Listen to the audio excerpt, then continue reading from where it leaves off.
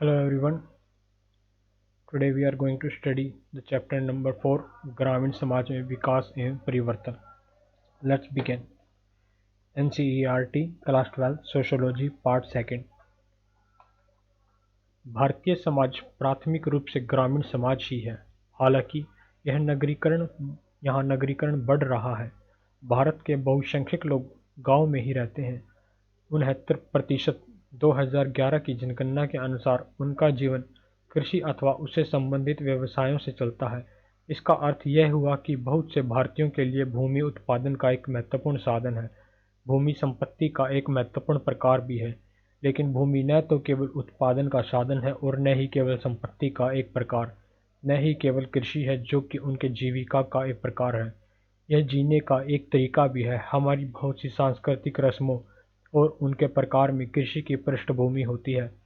आप पिछले पाठों को याद कीजिए कि कैसे संरचनात्मक और सांस्कृतिक परिवर्तन घनिष्ठ रूप में एक दूसरे से जुड़े हुए हैं.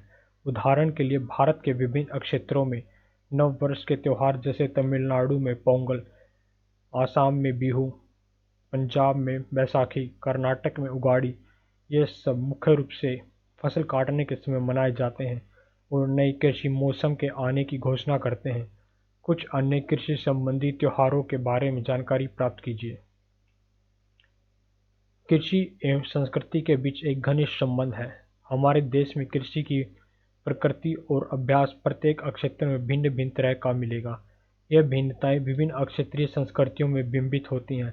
आप कह सकते हैं कि ग्रामीण भारत की सांस्कृतिक और सामाजिक संरचना दोनों कृषि और कृषक एग्रेरियन जीवन पद्धति से बहुत निकटता से जुड़ी हुई हैं. अधिकतम ग्रामीण जनसंख्या के लिए कृषि जीविका का एकमात्र महत्वपूर्ण स्रोत या साधन है.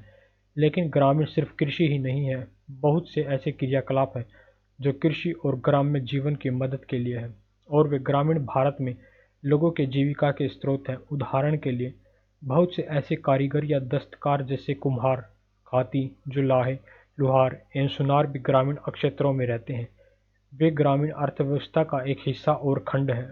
औपनिवेशिक काल से ही वे संख्या में धीरे धीरे कम होते जा रहे हैं.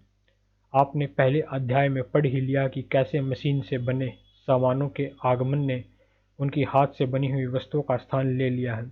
बहुत से अन्य विशेषज्ञ एवं दस्तकार जैसे कहानी सुनाने वाले, ज्योतिषी, पुजारी, बिस्ती एवं तेली इत्यादि भी ग्रामीण जीवन के लोगों को सहारा देते हैं. ग्रामीण भारत में व्यवसायों की भिन्नता यहाँ की जाति व्यवस्था में प्रतिबिंबित होती है. यहाँ के कुछ क्षेत्रों में विशेषज्ञ और अपनी सेवाएं देने वाले धोबी, कुम्हार एवं सुनार इत्यादि सम्मिलित होते हैं. इनमें से कुछ परंपरागत व्यवसाय आज टूट रहे हैं, लेकिन ग्रामीण नगरीय आर्थिकी के परस्पर अंतर संबंध से कई व्यवसाय गांव में आ रहे हैं. बहुत से लोग गांव में रहते हैं, नौकरी करते हैं या उनकी जीविका ग्रामीण आकर्षी क्रियाकलापों पर आधारित है. उदाहरण के लिए बहुत से गांव में रहने वाले लोग सरकारी नौकरी जैसे डाक खाने में, शिक्षा विभाग में, कारखाने में कामगार या सेना की नौकरी करते हैं. उनकी जीविका अकृषि क्रियाकलापों से चलती है. कृषि संरचना ग्रामीण भारत में जाति एवं वर्ग.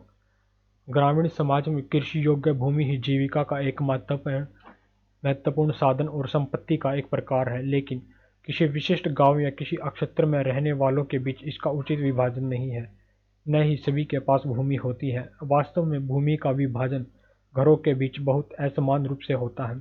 भारत के कुछ भागों में अधिकांश लोगों के पास कुछ न कुछ भूमि होती है. अक्सर जमीन का बहुत छोटा टुकड़ा होता है. कुछ दूसरे भागों में 40 से 50% परिवारों के पास कोई भूमि नहीं होती है. इसका अर्थ यह हुआ कि उनकी जीविका या तो कृषि मजदूरी से या अन्य प्रकार के कार्यों से चलती है. इसका सहज अर्थ यह हुआ कि कुछ थोड़े परिवार बहुत अच्छी अवस्था में हैं. बड़ी संख्या में लोग गरीबी की रेखा से ऊपर या नीचे होते हैं. उत्तराधिकार के नियमों और पितृवंशीय नातेदारी व्यवस्था के कारण भारत के अधिकांश भागों में महिलाएं जमीन की मालिक नहीं होती हैं. कानून महिलाओं को पारंपरिक संपत्ति में बराबर की हिस्सेदारी दिलाने में सहायक होता है. वास्तव में उनके पास बहुत सीमित अधिकार होते हैं और परिवार का हिस्सा होने के नाते भूमि पर अधिकार होता है, जिसका कि मुखिया एक पुरुष होता है. भूमि स्वामित्व के विभाजन अथवा संरचना संबंध के लिए अक्सर कृषि संरचना शब्द का इस्तेमाल किया जाता है, क्योंकि ग्रामीण क्षेत्र में कृषि योग्य भूमि ही उत्पादन का सबसे महत्वपूर्ण स्रोत है। भूमि रखना ही ग्रामीण वर्ग संरचना को आकार देते हैं। कृषि उत्पादन की प्रक्रिया में आपकी भूमिका का निर्धारण मुख्य रूप से भूमि पर आपने अभिगमन से होता है। मध्यम और बड़ी जमीनों के मालिक साधारणतः कृषि से पर्याप्त अर्जन ही नहीं बल्कि अच्छी आमदनी भी कर लेते हैं। हालांकि यह फसलों के मूल्य पर निर्भर करता है, जो कि बहुत अधिक घटता बढ़ता रहता है। साथ ही अन्य कारणों जैसे मानसून पर भी निर्भर करता है। लेकिन कृषि मजदूरों को अक्सर न्यूनतम निर्धारित मूल्यों से कम दिया जाता है और वे बहुत कम कमाते हैं। उनकी आमदनी न्यूनतम होती है, उनका रोजगार असुरक्षित होता है। अधिकांश कृषि मजदूर रोजाना दिहाड़ी कमाने वाले होते हैं और वर्ष में बहुत से दिन उनके पास कोई काम नहीं होता है।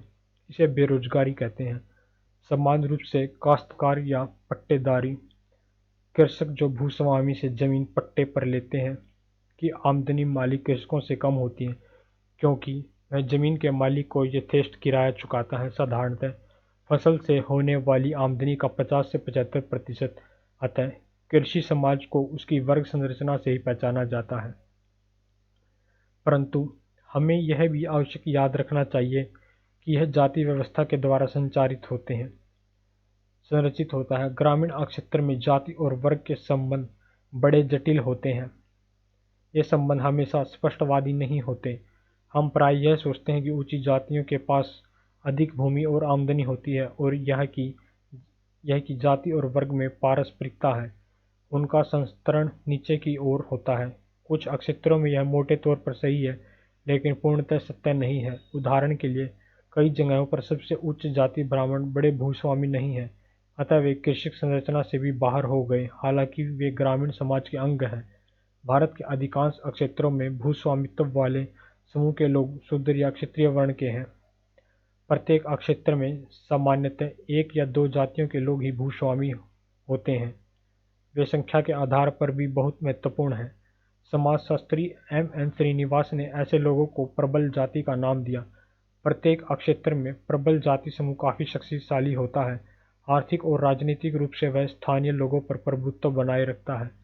उत्तर ग्रामीण के उत्तर प्रदेश के जाट और राजपूत, कर्नाटक के विकोकालिंगास और लिंगायत, आंध्र प्रदेश के कम्मास और रेड्डी और पंजाब के जाट सिख प्रबल भूस्वामी समूहों के उदाहरण हैं। सामान्यतः प्रबल भूस्वामियों के समूह और मध्य और उच्च जातीय समूह के लोग आते हैं। अधिकांश सीमांत किसान और भूमिहीन लोग निम्न जातीय समूहों के होते हैं। दफ्तरी वर्गीकरण के अनुसार ये लोग अनुसूचित जातियों, अनुसूचित जनजातियों अथवा अन्य पिछड़े वर्गों के होते हैं। भारत के कई भागों में पहले अछूत अथवा दलित जाति के लोगों को भूमि रखने का अधिकार नहीं था। वे अधिकांश प्रबल जाति के भूस्वामी समूहों के लोगों के यहाँ कृषि मजदूरी रहते थे। उनमें एक मजदूर सेना बनी, जिससे भूस्वामियों ने खेती जुतवाकर कृषि करवाई और ज्यादा लाभ कमाया। जाति और वर्ग का अनुपात अच्छा नहीं था, अर्थात विशिष्ट अर्थ में सबसे अच्छी जमीन और साधन उच्च एवं मध्य जातियों के पास थे। अतः शक्ति एवं विशेषाधिकार भी इसका महत्वपूर्ण निहितार्थ ग्रामीण समाज पर होता है। देश के अधिकतर क्षेत्र में अर्थव्यवस्था मालिकाना जाति के पास सबसे महत्वपूर्ण साधन है और सभी मजदूरों पर उनका नियंत्रण है ताकि वे उनके लिए काम करें। उत्तरी भारत के कई भागों में अभी भी बेगार और मुफ्त मजदूरी जैसी पद्धति प्रचलन में है।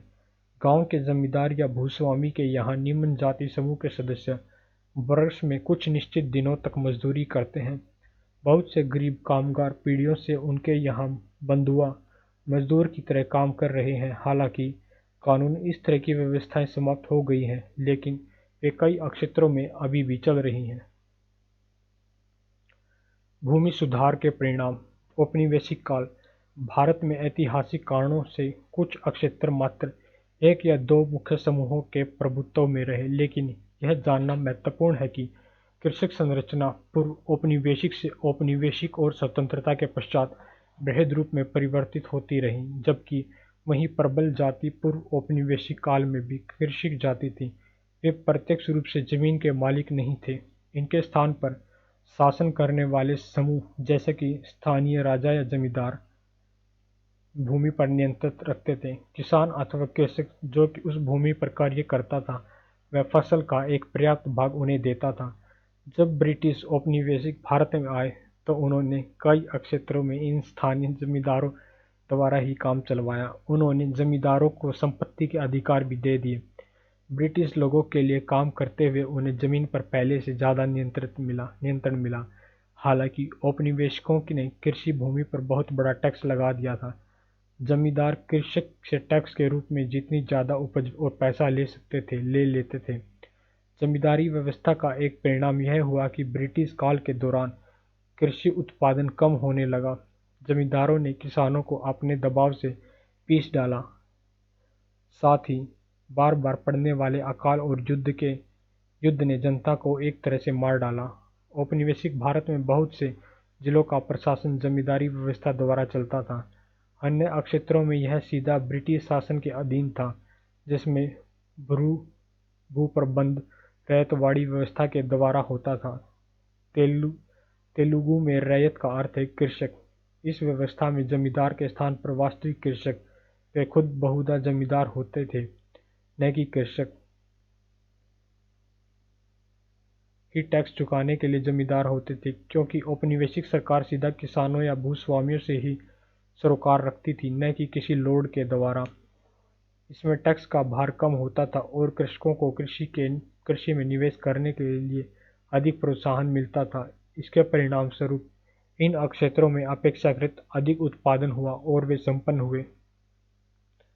औपनिवेशिक भारत में जमीन के टैक्स देने की यह पृष्ठभूमि आप अपनी इतिहास की पुस्तक में इस बारे में ज़्यादा जान पाएंगे। वर्तमान भारत में कृषक संरचना का अध्ययन करते हुए ध्यान में रखना महत्वपूर्ण है, क्योंकि आज वर्तमान संरचना में परिवर्तन एक श्रृंखला के रूप में आने शुरू हो गए हैं। स्वतंत्र भारत। भारत के स्वतंत्र होने के बाद नेहरू और उनके नीति सलाहकारों ने नियोजित विकास के कार्यक्रम की तरफ अपना ध्यान केंद्रित किया। कृषकीय सुधारों के साथ ही साथ औद्योगिकरण भी इसमें शामिल था। नीति निर्माताओं ने उस समय भारत की निराशाजनक कृषि स्थिति पर अपने जवाबी मुद्दे बताए जो इसमें शामिल किए गए। मुख्य मुद्दे थे पैदावार का कम होना, आयातित अनाज पर निर्भरता और ग्रामीण जनसंख्या के एक बड़े भाग में गहन गरीबी का होना। कृषि की उन्नति के लिए कृषि संरचना में महत्वपूर्ण सुधार किए जाएं और विशेष रूप से भूस्वामित्व एवं भूमि के बंटवारे की व्यवस्था में भी सुधार किए जाएं। सन 1950 से 1970 के बीच में भूमि सुधार कानूनों की एक श्रृंखला को शुरू किया गया। इसे राष्ट्रीय स्तर के साथ राज्य के स्तर पर भी चलाया गया। इसका इरादा इन परिवर्तनों को लाने का था। विधेयक से पहला सबसे महत्वपूर्ण परिवर्तन था जमींदारी व्यवस्था को समाप्त करना। इससे उन बिचौलियों की फौज समाप्त हो गई जो कि कृषक और राज्य के बीच में थी। भू सुधार के लिए पास किए गए कानूनों में यह संभवतः सबसे अधिक प्रभावशाली कानून था। यह महत्वपूर्ण क्षेत्रों में भूमि पर जमींदारों के उच्च अधिकारों को दूर करने में और उनकी आर्थिक एवं राजनीतिक शक्तियों को कम करने में सफल रहा। निश्चित रूप में से यह बिना संघर्ष के नहीं हो सकता था, लेकिन इसमें अंततोगत्वा वास्तविक भूस्वामियों एवं स्थानीय कृषकों की स्थिति को मजबूत कर दिया। भू सुधार के कानूनों के अंतर्गत अन्य मुख्य कानून था पट्टेदारी का उन्मूलन और नियंत्रण या नियमन अधिनियम। उन्होंने या तो पट्टेदारी को पूरी तरह से हटाने का प्रयत्न किया या किराए के नियम बनाए ताकि पट्टेदार को कुछ सुरक्षा मिल सके। अधिकतर राज्यों में यह कानून कभी भी प्रभावशाली तरीके से लागू नहीं किया गया। पश्चिम बंगाल और केरल में कृषक संरचना में आमूलचूल परिवर्तन आए, जिससे पट्टेदार को भूमि के अधिकार दिए गए। भूमि सुधार की तीसरी मुख्य श्रेणी में भूमि की हदबंदी अधिनियम थे। इन कानूनों के तहत एक विशिष्ट परिवार के लिए जमीनें रखने की उच्चतम सीमा तय कर दी गई। प्रत्येक क्षेत्र में हदबंदी भूमि के प्रकार, उपज और अन्य इसी प्रकार के कारकों पर निर्भर थी। बहुत अधिक उपजाऊ जमीन की हदबंदी कम थी, जबकि अनुपजाऊ बिना पानी वाली जमीन की हदबंदी अधिक सीमा तक थी। यह संभवतः राज्यों का कार्य था कि यह निश्चित करे कि अतिरिक्त भूमि हदबंदी सीमा से ज़्यादा को वह अधिग्रहित कर ले और इसे भूमिहीन परिवारों को तय की गई श्रेणी के अनुसार पुनर्वितरित कर दें, जैसे अनुसूचित जाति और अनुसूचित जनजाति में परंतु अधिकांश राज्यों में ये अधिनियम दंतविहीन साबित हुए। इसमें बहुत से ऐसे बचाव के रास्ते और युक्तियां थीं जिससे परिवारों और घरानों ने अपनी भूमि को राज्यों को देने से बचा लिया था। हालांकि कुछ बड़ी जागीरों या जायदादों को तोड़ दिया गया, लेकिन अधिकतर मामलों में भूस्वामियों ने अपनी भूमि रिश्तेदारों या अन्य लोगों के बीच विभाजित कर दी गई। इसमें उनके नौकर के नाम भी तथाकथित बेनामी बदल दी गई, जिसमें उन्हें जमीन पर नियंत्रण करने का अधिकार दिया गया, वास्तव में उनके नाम नहीं किया गया। कुछ स्थानों पर कुछ अमीर किसानों ने अपनी पत्नी को वास्तव में तलाक दे दिया। सीलिंग अधिनियम की व्यवस्था से बचने के लिए, जो कि एक अविवाहित महिला को अलग हिस्सा देने की अनुमति देता है लेकिन पत्नियों को नहीं, इन्हें बेनामी हस्तांतरण भी कहा जाता था। कृषि संरचना पूरे देश में बहुत ही भिन्न स्तर पर मिलती है। विभिन्न प्रकार और विभिन्न राज्यों में भूमि सुधार की प्रगति भी असमान रूप से हुई। मोटे तौर पर कहे तो यह कहा जा सकता है कि हालांकि इसमें औपनिवेशिक काल से अब तक वास्तव में परिवर्तन आया, लेकिन अभी भी बहुत असमानता बची हुई है। इस संरचना ने कृषि संबंधी उपज पर ध्यान खींचा। भूमि सुधार न केवल कृषि उपज को अधिक बढ़ाने के लिए बल्कि ग्रामीण क्षेत्र से गरीबी हटाने और सामाजिक न्याय दिलाने के लिए भी आवश्यक है। हरित क्रांति और इसके सामाजिक परिणाम। हमने देखा कि अधिकतर क्षेत्रों में भू सुधार का ग्रामीण समाज तथा कृषि संरचना पर एक सीमित प्रभाव ही है। इसके विपरीत 1960 से 70 के दशक को हरित क्रांति द्वारा उन क्षेत्रों में जहां यह प्रभावशाली रही, महत्वपूर्ण परिवर्तन हुए। जैसा कि आप जानते हैं कि हरित क्रांति कृषि आधुनिकीकरण का एक सरकारी कार्यक्रम था। इसके लिए आर्थिक सहायता अंतर्राष्ट्रीय संस्थाओं द्वारा दी गई थी तथा यह अधिक उत्पादकता वाले अथवा संकर बीजों के साथ कीटनाशकों, खादों तथा किसानों के लिए अन्य निवेश देने पर केंद्रित थी। हरित क्रांति कार्यक्रम केवल उन्हीं क्षेत्रों पर लागू किया गया था जहां सिंचाई का समुचित प्रबंध था, क्योंकि नए बीजों तथा कृषि पद्धति हेतु समुचित जल की आवश्यकता थी। यह कार्यक्रम मुख्य रूप से गेहूं तथा चावल उत्पाद करने वाले क्षेत्रों पर ही लक्षित था। परिणाम स्वरूप हरित क्रांति पैकेज की प्रथम लहर केवल कुछ क्षेत्रों में जैसे पंजाब, पश्चिम उत्तर प्रदेश, तटीय आंध्र प्रदेश तथा तमिलनाडु के कुछ हिस्सों में ही चली। इन क्षेत्रों में त्वरित सामाजिक तथा आर्थिक परिवर्तनों ने समाजशास्त्रियों द्वारा हरित क्रांति के बारे में श्रृंखलाबद्ध अध्ययनों तथा जोरदार वाद विवाद की बाढ़ ला दी। नई तकनीक द्वारा कृषि उत्पादकता में अत्यधिक वृद्धि हुई। दशकों बाद पहली बार भारत खाद्यान्न उत्पादन में स्वावलंबी बनने में सक्षम हुआ। हरित क्रांति सरकार तथा इसमें योगदान देने वाले वैज्ञानिकों की एक महत्वपूर्ण उपलब्धि मानी गई। हालांकि इसके कुछ नकारात्मक सामाजिक तथा पर्यावरण के विपरीत प्रभावों की ओर हरित क्रांति के क्षेत्रों का अध्ययन करने वाले समाजशास्त्रियों ने संकेत किया है।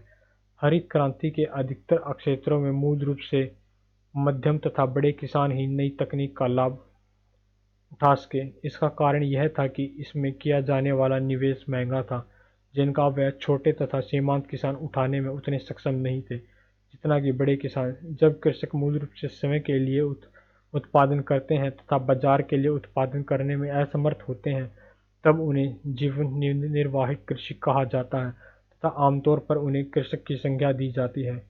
काश्तकार अथवा किसान वे हैं जो परिवार की आवश्यकता से अधिक अतिरिक्त उत्पादन करने में सक्षम होते हैं तथा इस प्रकार वे बाजार से जुड़े होते हैं। हरित क्रांति और इसके बाद वाले कुछ कृषि व्यापारीकरण का मुख्य लाभ उन किसानों को मिला जो बाजार के लिए अतिरिक्त उत्पादन करने में सक्षम थे। इस प्रकार हरित क्रांति के प्रथम चरण 1960 तथा 1970 के दशक में नई तकनीक को लागू होने से ग्रामीण समाज में असमानताएं बढ़ने का आभास हुआ। हरित क्रांति की फसलें अधिक लाभ वाली थी क्योंकि इनसे अधिक उत्पादन होता था। अच्छी आर्थिक स्थिति वाले किसान, जिनके पास जमीन, पूंजी, तकनीक तथा जानकारी थी तथा जो नए बीजों और खादों में पैसा लगा सकते थे, वे अपना उत्पादन बढ़ा सकते और अधिक पैसा कमा सके। हालांकि कई मामलों में इससे पट्टेदार कृषक बेदखल भी हुए। ऐसा इसलिए कि भूस्वामियों ने अपने पट्टेदारों से जमीन वापस ले ली, क्योंकि अब सीधे कृषक कार्य करना अधिक लाभदायक था। इससे धनी किसान और अधिक संपन्न हो गए तथा भूमिहीन तथा सीमांत भूधारकों की दशा और बिगड़ गई। इसके अतिरिक्त पंजाब तथा मध्य प्रदेश के कुछ क्षेत्रों में कृषक उपकरणों जैसे ट्रिलर, ट्रैक्टर, थ्रेशर व हार्वेस्टर के प्रयोग ने सेवा प्रदान करने वाली जातियों के उन समूहों को भी बेदखल कर दिया जो इन कृषि संबंधी क्रियाकलापों को करते थे। इस बेदखली की प्रक्रिया ने ग्रामीण क्षेत्र से नगरीय क्षेत्र की ओर प्रवासन की गति को और भी बढ़ा दिया। हरित क्रांति की अंतिम परिणति विभेदीकरण एक ऐसी प्रक्रिया थी जिसमें धनी अधिक धनी हो गए तथा कई निर्धन पूर्ववत रहे या अधिक गरीब हो गए। यह बात भी ध्यान देने योग्य है कि कई क्षेत्रों में मजदूरों की मांग बढ़ने से कृषि मजदूरों का रोजगार तथा उनकी दिहाड़ी में भी बढ़ोतरी हुई। इसके अतिरिक्त कीमतों की बढ़ोतरी तथा कृषि मजदूरों के भुगतान के तरीकों में बदलाव, खाद्यान्न के स्थान पर नकद भुगतान से अधिकतर ग्रामीण मजदूरों की आर्थिक दशा खराब हो गई। हरित क्रांति का दूसरा चरण 1980 के दशक में शुरू हुआ, जिसमें सूखे तथा आंशिक संचित क्षेत्र में रहने वाले किसानों ने हरित क्रांति की खेती के तरीकों का पालन करना शुरू किया। इन क्षेत्रों में सूखी कृषि से संचित कृषि की ओर एक महत्वपूर्ण बदलाव आया तथा साथ ही फसल के प्रति मानों एवं प्रकारों में भी परिवर्तन आया। बढ़ते व्यापारीकरण तथा बाजार पर निर्भरता ने इन क्षेत्रों में, उदाहरण के लिए जहां कपास की खेती को प्रोत्साहित किया गया है, जीवन व्यापार की असुरक्षा को घटाने की बजाय बढ़ाया ही है, क्योंकि किसान जो एक समय अपने प्रयोग के लिए खाद्यान्न का उत्पादन करते थे, अब अपनी आमदनी के लिए बाजार पर निर्भर हो गए। बाजारोन्मुखी कृषि में विशेषतः जब एक ही फसल उगाई जाती है तो कीमतों में कमी अथवा खराब फसल से किसानों की आर्थिक बर्बादी हो सकती है। हरित क्रांति के अधिकांश क्षेत्रों ने किसानों ने बहुफसली कृषि व्यवस्था, जिसमें वो जोखिम में बांट सकते थे, के स्थान पर एकल फसली कृषि व्यवस्था को अपनाया, जिसका अर्थ यह था कि फसल नष्ट होने पर उनके पास निर्भरता हेतु कुछ भी नहीं है। हरित क्रांति की रणनीति की एक नकारात्मक परिणति क्षेत्रीय असमानताओं में वृद्धि थी। वे क्षेत्र जहां यह तकनीकी परिवर्तन हुआ अधिक विकसित हो गए, जबकि अन्य क्षेत्र पूर्ववत रहे। उदाहरण के लिए हरित क्रांति को देश के पूर्वी, पश्चिमी तथा दक्षिणी भागों तथा पंजाब, हरियाणा तथा पश्चिमी उत्तर प्रदेश में अधिक लागू किया गया। दास 1999 यह वे क्षेत्र हैं जहां सीमांतवादी कृषि संरचना आज भी सुस्थापित है, जिसमें भूधारक जातियों तथा भूस्वामियों, निम्न जातियां, भूमिहीन मजदूरों तथा छोटे किसानों पर अपनी सत्ता बरकरार रखे हुए हैं। जाति तथा वर्ग की तीक्ष्ण असमानताओं तथा शोषणकारी मजदूर संबंधों ने इन क्षेत्रों में विभिन्न प्रकार की हिंसा, जिसमें अंतरजातीय हिंसा सम्मिलित है, को हाल के वर्षों में बढ़ावा दिया है। अक्सर यह सोचा जाता है कि कृषि की वैज्ञानिक पद्धति की जानकारी देने से भारतीय कृषकों की दशा में सुधार होगा। हमें यह याद रखना चाहिए कि भारतीय कृषक सदियों से हरित क्रांति के प्रारंभ से कहीं पहले से कृषि कार्य करते आ रहे हैं। उन्हें कृषि भूमि तथा उसमें बोई जाने वाली फसलों के बारे में बहुत सघन तथा विस्तृत पारंपरिक जानकारी है। ऐसी बहुत सी जानकारी जिससे बीजों की बहुत सी पारंपरिक किस्में, जिन्हें किसानों ने सदियों से उन्नत किया था, लुप्त होती जा रही हैं, क्योंकि संकर तथा जैविक सुधार वाले बीजों की किस्मों को अधिक उत्पादकता वाले तथा वैज्ञानिक बीजों के रूप में प्रोत्साहित किया जा रहा है। गुप्ता 1988, वासवी 1999। पर्यावरण तथा समाज पर कृषि के आधुनिक तरीकों के नकारात्मक प्रभाव को देखते हुए बहुत से वैज्ञानिक तथा कृषक आंदोलन अब कृषि के पारंपरिक तरीकों तथा अधिक सावयवी बीजों के प्रयोग की ओर लौटने की सलाह दे रहे हैं। बहुत से ग्रामीण लोग स्वयं विश्वास करते हैं कि संकर किस्म पारंपरिक किस्म से कम स्वस्थ होती है। स्वतंत्रता के बाद ग्रामीण समाज में परिवर्तन। स्वातंत्र्योत्तर काल में ग्रामीण क्षेत्रों में सामाजिक संबंधों की प्रकृति में अनेक प्रभावशाली रूपांतरण हुए। विशेषतः उन क्षेत्रों में जहां हरित क्रांति लागू हुई, ये बदलाव थे गहन कृषि के कारण कृषि मजदूरों की बढ़ोतरी, भुगतान में समान अनाज के स्थान पर नकद भुगतान, पारंपरिक बंधनों में शिथिलता अथवा भूस्वामी एवं किसान या कृषि मजदूर, जिन्हें बंधुआ मजदूर भी कहते हैं, के मध्य पुश्तैनी संबंधों में कमी होना और मुक्त दिहाड़ी मजदूरों के वर्ग का उदय। भूस्वामियों, जो अधिकतर प्रबल जाति के होते थे, तथा कृषि मजदूरों के अधिकतर निम्न जातियों के मध्य संबंधों की प्रकृति के परिवर्तन का वर्णन समाजशास्त्री जॉन बेमन ने संरक्षण में से शोषण की ओर बदलाव में किया था। ब्रेमन 1974। ऐसे परिवर्तन उन तमाम क्षेत्रों में हुए जहां कृषि का व्यापारीकरण अधिक हुआ, अर्थात जहां फसलों का उत्पादन मूल रूप से बाजार में बिक्री के लिए किया गया। मजदूर संबंधों का यह बदलाव कुछ विद्वानों द्वारा पूंजीवादी कृषि की ओर एक बदलाव के रूप में देखा जाता है, क्योंकि पूंजीवादी उत्पादन व्यवस्था उत्पादन के साधन तथा मजदूरों के पृथक्करण तथा मुक्त दिहाड़ी मजदूरों का प्रयोग पर आधारित होता है। सामान्यतः यह सच है कि अधिक विकसित क्षेत्रों के किसान अधिक बाजारोन्मुखी हो रहे थे। कृषि के अधिक व्यापारीकरण के कारण ये ग्रामीण क्षेत्र भी विस्तृत अर्थव्यवस्था से जुड़े जा रहे थे। इस प्रक्रिया से मुद्रा का गांवों की तरफ बहाव बढ़ा तथा व्यापार के अवसरों व रोजगार में विस्तार हुआ। लेकिन हमें यह याद रखना चाहिए कि ग्रामीण अर्थव्यवस्था में बदलाव की यह प्रक्रिया वास्तव में औपनिवेशिक काल में प्रारंभ हुई थी। 19वीं शताब्दी में महाराष्ट्र में भूमियों के बड़े टुकड़े कपास की कृषि के लिए दिए गए थे तथा कपास की खेती करने वाले किसान सीधे विश्व बाजार से जुड़ गए। हालांकि इसकी गति तथा विस्तार में स्वतंत्रता के बाद तेजी से परिवर्तन हुआ, क्योंकि सरकार ने कृषि की आधुनिक पद्धतियों को प्रोत्साहन किया तथा अन्य रणनीतियों द्वारा ग्रामीण अर्थव्यवस्था के आधुनिकीकरण का प्रयास किया। राज्य सरकार ने ग्रामीण अधोसंरचना जैसे सिंचाई सुविधाएं, सड़कें, बिजली तथा कृषि संबंधी ग्रामीण अधोसंरचना में निवेश किया। सरकारी समितियों द्वारा उधार की सुविधा भी उपलब्ध करवाई। नियमित रूप से कृषि उत्पाद में वृद्धि के लिए बिना किसी अवरोध के बिजली सप्लाई भी ग्रामीण भारत के लिए आवश्यक है। इसे यंत्रपरक आवश्यकता भी कहा जा सकता है। भारत सरकार की हाल ही में प्रारंभ की गई दीनदयाल उपाध्याय ज्योति योजना इस दिशा में एक महत्वपूर्ण प्रयास है। ग्रामीण विकास के इन प्रयासों का समग्र परिणाम न केवल ग्रामीण अर्थव्यवस्था तथा कृषि में रूपांतरण था, बल्कि कृषि संरचना तथा ग्रामीण समाज में भी रूपांतरण था। 1960 के दशक से कृषि विकास द्वारा ग्रामीण सामाजिक संरचना को बदलने वाला एक तरीका नई तकनीक अपनाने वाले मध्यम तथा बड़े किसानों की समृद्धि थी, जिसकी चर्चा पूर्व भाग में की गई। अनेक कृषि संपन्न क्षेत्र जैसे तटीय आंध्र प्रदेश, पश्चिमी उत्तर प्रदेश तथा मध्य गुजरात में प्रबल जातियों के संपन्न किसानों ने कृषि से होने वाले लाभ को अन्य प्रकार के व्यापारों में निवेश करना प्रारंभ कर दिया। विविधता की इस प्रक्रिया से नए उद्यमी समूहों का उदय हुआ, जिन्होंने ग्रामीण क्षेत्र से इन विकासशील क्षेत्रों के बढ़ते कस्बों की ओर पलायन किया, जिससे नए क्षेत्रीय अभिजात वर्ग का उदय हुआ, जो आर्थिक तथा राजनीतिक रूप से प्रबल हो गए। वर्ग संरचना के इस परिवर्तन के साथ ही ग्रामीण तथा अर्धनगरीय क्षेत्रों में उच्च शिक्षा का विस्तार, विशेषतः निजी व्यावसायिक महाविद्यालयों की स्थापना से नव ग्रामीण अभिजात वर्ग द्वारा अपने बच्चों को शिक्षित करना संभव हुआ, जिनमें से बहुतों ने व्यावसायिक अथवा श्वेत वस्त्र व्यवसाय अपनाए अथवा व्यापार प्रारंभ कर नगरीय मध्य वर्ग के विस्तार में योगदान दिया।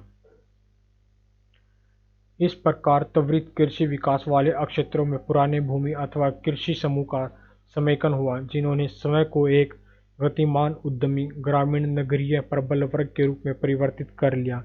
लेकिन अन्य क्षेत्रों जैसे पूर्वी उत्तर प्रदेश तथा बिहार में प्रभावशाली भू सुधारों का अभाव, राजनीतिक गतिशीलता तथा पुनर्वितरण के साधनों के कारण वहाँ तुलनात्मक रूप से कृषक संरचना तथा अधिकांश लोगों की जीवन दिशाओं में थोड़े बदलाव हुए।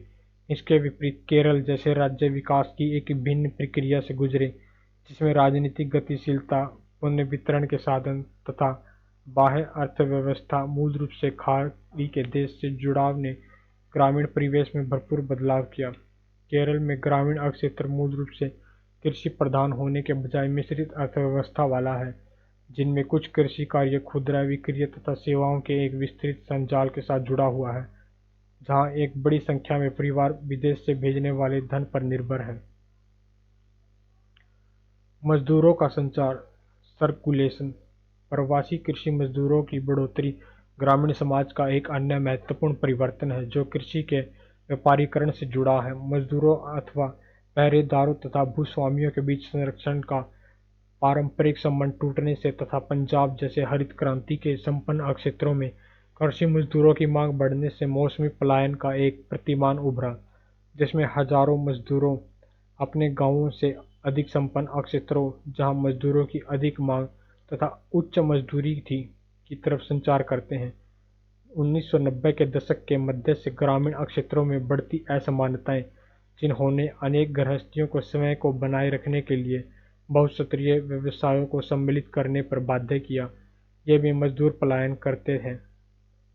जीवन व्यापार की रणनीति के तौर पर पुरुष समय समय पर काम तथा अच्छी मजदूरी की खोज में प्रवास कर जाते हैं, जबकि स्त्रियां तथा बच्चों को अक्सर गांव में बुजुर्ग माता पिता के साथ छोड़ दिया जाता है। प्रवासन करने वाले मजदूर मुख्यतः सूखाग्रस्त तथा कम उत्पादकता वाले क्षेत्रों से आते हैं तथा वे वर्ष के कुछ हिस्सों के लिए पंजाब तथा हरियाणा के खेतों में अथवा उत्तर प्रदेश के ईंट के भट्टों में अथवा नई दिल्ली या बेंगलोर जैसे शहरों में भवन निर्माण कार्य में काम करने के लिए जाते हैं। प्रवासन करने वाले इन मजदूरों को जॉन ब्रेमन ने घुमक्कड़ मजदूर कहा, परंतु इसका अर्थ स्वतंत्रता नहीं है।